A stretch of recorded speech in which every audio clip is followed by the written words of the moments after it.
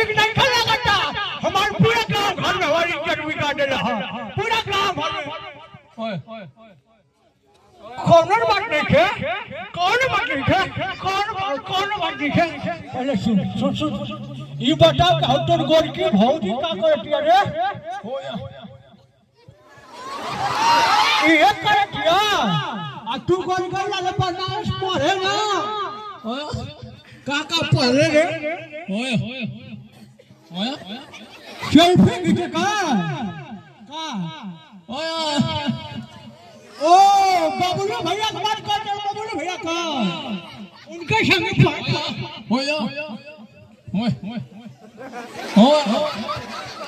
ये भैया इनका भाषा हम ना समझ पाई इनका भाषा चिरकुट बाबा समझ पाते ना महात्मा गांधी जी समझ पाते ना ये जमाने में तो हर भाषा मोदी जाना चाहिए और केहू ना जाना चाहिए सही बात बा ना ओए अरे का हां बड़ा टाइम रुक जा ला तो याद करो केहू के याद करो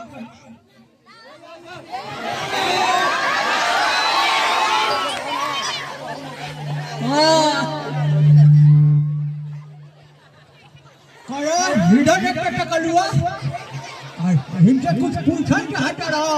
का पूछा के हटा रहा पूछा का उनका शादी हो गया कहाँ शादी हो गई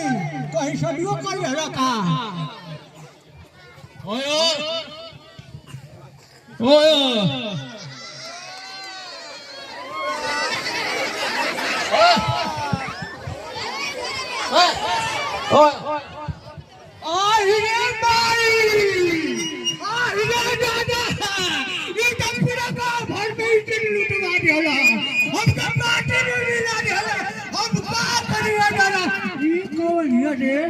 लेकिन बहुत ही स्वाद लगत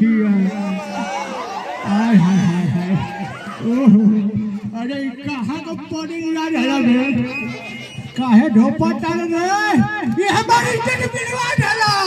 हमार माटी में इज्जत मिला डाला हम सब जनता से कहता है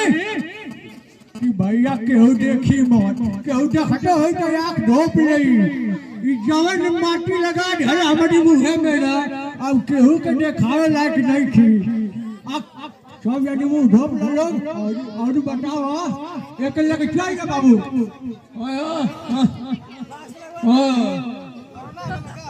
अच्छा चला चला बे आवा ताने इनका छोड़ दे 2 मिनट खाते छोड़ दो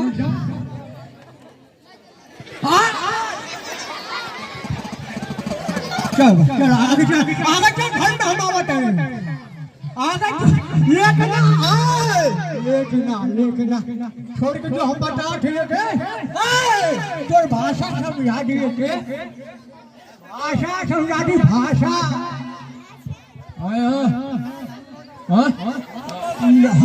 हाँ 2 रुपया